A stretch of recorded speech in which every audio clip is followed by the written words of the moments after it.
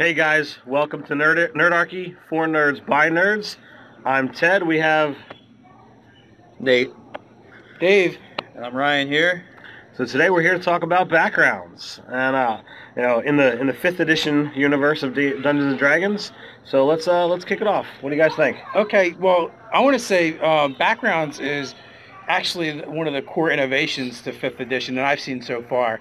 You know, there is nothing else in the other iterations of the game that remotely looks like backgrounds. I mean, I think Pathfinder started going down that road. Well, with slightly. traits, I mean, even fourth edition had some things that are kind of like when they did the Dark Sun thing. They started adding them in. They had I can't remember what the things were called, but basically it would give you like another set of powers. Or yeah, it was like a template almost got slapped onto your character. Right, yeah, exactly. But you know, the backgrounds are a little more defining, and it really is a what fifth edition is all about. The backgrounds really defines it, because when you look at the background, you have a big blocky choice that you make. Right. And then within it, you have a couple tiny tweaks. But that just means like you can make the same character with the same background as me, and we're not identical. We're not exactly clones. It's pretty close as you would expect, because well, it's the same background. Mm-hmm. And the thing I like best about it is, in some ways, it really gives you a multi-class feel without having to stray from your primary class. Exactly. Right. You know, a soldier mixed with a wizard or with a cleric is going to give you access to some of the fightery stuff without actually having to trudge down that path. Or at the same time, you know, your Acolyte and Sage do the same thing with wizard and cleric. So I think that really gives that out there. And I'm hoping that, you know, with all the other backgrounds that are going to come into PHB, that there's stuff for everything else. Yeah. So, I mean, just to kind of lay it out for you guys that maybe didn't get to have much of a chance to look over the background stuff yet, a little background on the backgrounds, as it were. So the common sort of layout for it is, it gives you access to two skills that are related to to whatever kind of background you have. So say the rogue background, they get deception and stealth, right? So, and then it gives you access to either two sets of tools, or one set of tools and a language, or instead of any tools, just two languages. So it's these little components that get switched in and out. So like the rogue, or the criminal background, they get access to they get deception, stealth. Right. I'm just going to talk about the tools that they get. So they get thieves tools. So, you know, lockpicking and all that fun stuff. And then they get like one gaming set of their choice. Now the cool thing about this stuff is all these things are like module units. Like if you get skills, you can swap those skills out for any other skills. Like for the rogue criminal, well, they get thieves tools already from being a rogue, and then they would go and double up on it and taking the criminal background. So that's not really any sort of gain for them. So they can swap out the thieves tools thing to take another tool, right, or maybe another language instead. So yeah, I mean, as long as it's thematic with the background, right, and with your character concept, you know, this version of the game is really set up for you to just hammer it out with your DM and kind of come up with what you're looking for. But in addition to that, you also get your feature, which is a small benefit that... I did leave out the feature and the equipment that you get, but yeah. You get your feature and your equipment, and, you know, the feature is a small benefit, and a lot of them are really social interactions. Right. So far that we've seen. Right. Now, there's a background that one of the playtesters I was talking to told me about, called the Minstrel. And, like, I know the feature for that is, you know, when you stay at a tavern or an inn, if you perform, you stay for free. So it's not like a huge thing, but it's just kind of cool. It's flavor. And for the early campaigns where you're really, you know, scrimping and saving to get through those levels, you know, those things can wind up adding up. And, you know, again, if you use it as a role-playing situation, you can try to be like, oh, well, can you get my friends in if I do better? Or, you know, and that's just role-playing stuff.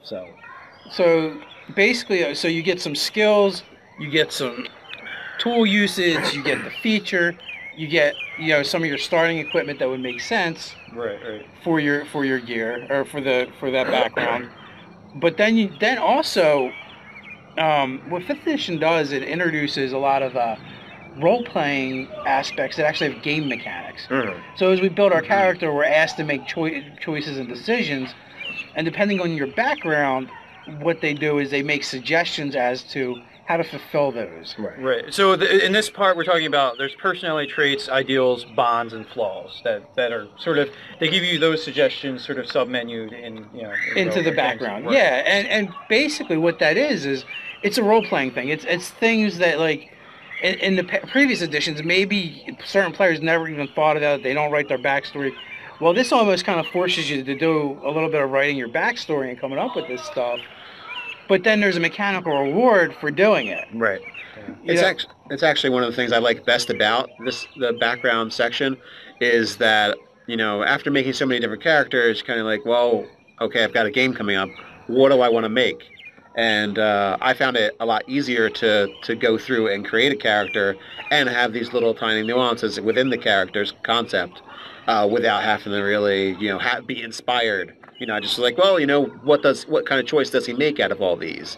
Yeah. What's going to best fit his persona? Does anybody else find an interesting little bit of maybe a little bit of a shout out to like fate systems where you have invoking aspects? Like these are almost like your aspects, right? In a way, because it's these short, little, sweet sentences that give them a little taste of what your character does, or hero points or luck points from other game systems. Right, as well. Right, yeah, exactly. Or perversion points from what paranoia, right?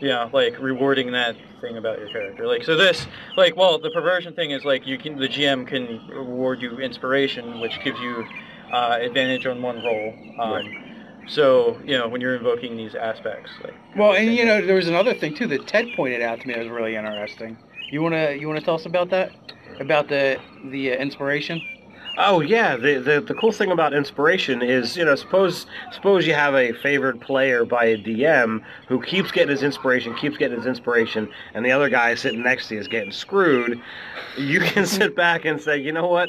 I'm going to give up my inspiration and just give it to him because I think you did a good job.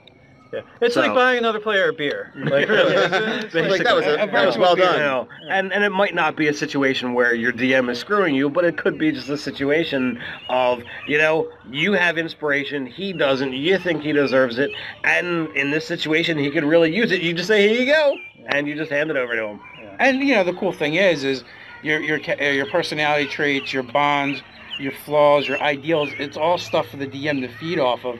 And for you as a role player, if you want to get that inspiration, you have to play. Work with it. Yeah, you have to play to those things that you pick. You have to sing for your supper, boy. That's right. As a player who sits down and usually goes hog wild on backstory and all this other kind of stuff, and have been to the gaming table with players who show up, and they've got a character sheet, and they have no idea how that character got from wherever he was born to where he is now. If he's got a name. Yeah, even, whether he has a name or not, all of this stuff, it makes you make those kind of background choices. You're like, hey Mark, what's your character's name? Oh, right. And then on top of it, it specifically says in there, work with your DM to go over even more details. It specifically says, okay, with the rogues with the criminal background, you get a contact. Work with your DM to find out who your contact is and this and that. The criminal thing says, well, you could be a loner criminal, or you could be, belonging to an organization, or you might have used to belong to an organization. Well, if you sit there and do the work and say, okay, well, I belong to this thing here, and the DM hasn't made an organization, you've just spoon-fed them information for their game. And voila, extra material that you can work with. Well, so we keep talking about the criminal. I guess we should mention the other ones that we know about so far. Right. Yeah. We've got the Acolyte, which is basically, you trained as a priest. You trained in, in a religion. Doesn't necessarily mean you cast spells. Not every priest is a cleric, but you know how to do the rites and the ceremony stuff, and you know your stuff. And most importantly, as an adventurer, you know how to properly bury people. Because let's be honest, not everybody that starts out at the table is going to make it by the end of the night, in a proper game. So in a proper game. So Yeah, running dark, son. yeah. So With the Acolyte, you get insight and religion and 2 languages of your choice. That's a pretty decent little bump for anyone that's going to come from that background. well, and you get to live at the church, basically. So you have a place to stay. Oh, and healing too. You get healing from the temple. Yeah. They'll heal you and your party actually. So it's pretty sweet. So it's a great inn out of town. Yeah. Yeah. Like, I just came back. I got beat up. Heal me, please. Yeah. And then we have the sage. Which is the same thing for wizards. You wind up with a Arcana and History, and again 2 languages of your choice. But What's the feature on that one? I don't even remember. this is when you attempt to learn or recall a piece of lore. If you do not know that information, you often know where or from whom you can obtain it. So basically, you might fail to roll, but you know where you can get it. Okay, that's cool. It's interesting. Yeah. And again, almost all the features cause you, they force you to interact socially. Right. And with that one though, like if it's redundant for like whatever your class is, you can trade it out. You know? So you're not punished for taking something. Right. Which is cool. We also have the soldier. Oh yeah. That's our mix for fighter, which is lovely. And here you get access to vehicle, lands, and gaming set with athletics and intimidation as your skills. So one of the cool things, so there's the feature there where like, basically if you interact with soldiers that might recognize your rank, you kind of get your status. But a lot of the backgrounds too, they give you like a suggestion of what you could have done, either for the soldier in the unit, your military rank, or your job. Right, and same thing with going back to the criminal. The criminal. What type of larcenous activities were you involved in? Were you a pickpocket, a smuggler, this or that? A highwayman. Right. Offense, hired killer. Right. All kinds of fun stuff there. And I think only the soldier and the criminal have those tables for it. No, the sage gives you what type of specialty you were. Oh yeah. Professor, researcher, wizard's apprentice, scribe, alchemist, astronomer. There's a discredited academic or librarian. Yeah. That's a good reason to go adventuring to like Indiana Jones it up. It's like, no, I really believe this exists. It really does exist. I was right all along. The other one is folk hero, which I really like because it's basically like they have a defining event, which is the what made you a folk hero, and sometimes it's standing up to some tyrant's agents, sometimes it's rescuing somebody from the village from a monster, whatever it is. It's basically like the first chapter of a book series or something. It's like, what did the guy do before he was cool? How did you set off to become Hercules or David of David and Goliath? You had that first great success that put you in the spotlight. And and their feature is poor people will put you up. Not nearly as good as some of the other ones, but hey. But it's poor people are everywhere. Yes, there is a lot of poor people. Systems. But but having that I'm already a hero type scenario could be to a lot of players very appealing. I know for me, it's like, all right, well, I got instant recognition. I can walk in town and people are like, hey, I'm gonna say hi, or I'm gonna buy that by an ale. The other side of that too is depending on how you became a folk hero. You're like, hey, there he is, get him. Well, yes. Actually, what I love for the folk hero is it does have options if you were evil. I just think it's brilliant, because you always think of a folk hero as being a hero, a good guy. But maybe you're an infamous highwayman that people respect and have respect and awe for you, but they're also kind of terrified of you. So I thought that was kind of cool too. It skirts between criminal and folk hero, but if you wanted to take a slightly different take on it, the option is there. Yeah. So, all right, did we cover all the ones in the starter set? Yeah. I believe so. We got the 5 that come in the we got the 5 that come in the PDF that Wizards offered. And we talked about Minstrel. Oh, not Noble. But we didn't mention Noble. Noble comes in the actual starter set for next or fifth, whatever terminology you want to use. And you kind of have to break it down on the character sheet. But their cool aspect is pretty much you're a noble. I'm a noble. You walk into town, the commoners are going to treat you like a noble, and the nobles are going to treat you like a noble. And, you have the ability to get an audience with the local noble of wherever you're at. Yeah, it's like instant aristocracy. And they start off with more gold than anyone else. More gold, fine clothes, which is nice. Their stuff is just better. Yeah. So it looks like they're going to of course get access to two proficiencies, and it looks like it's history and persuasion. That's what we're thinking, but we're sure of persuasion. Persuasion is the social interaction skill, like the not lying. It looks like they get an extra language and a gaming set. And then their benefit, which we actually were able to take right off the character sheet, as we said, is the ability to be just basically treated like a noble. So I thought that was really neat. Well, and then our unseen nerdarchist Nubs also just posted recently on the Nerdarchy fan page. Yeah, the Facebook fan page. Yeah, you can go check that out while you're. Already on the internet watching this? Yeah. Unless you're trying to sneak it at work. Then, Right. Then just do it really fast. Right, exactly. So what Nubs put up was the Hermit, which I haven't seen yet. And who found it? You found it. Yeah, I found it. So it's looking like it gives you proficiency in medicine and what's the other one that it gives you? Is there a survival proficiency? There is. Okay, probably survival and medicine gives you the ability to use a medicine kit, and because you're out in the wilds, and if you're bleeding out, you need to be able to take care of yourself. And it also gives you one language. The benefit for those, the feature, if you will, it was something along the lines of of a place that pretty much no one else knows, so some secret. Oh, you got place. a secret hidey hole. Yeah. That's nice. Yeah. So, well, if you're a hermit, you damn well want to be left alone.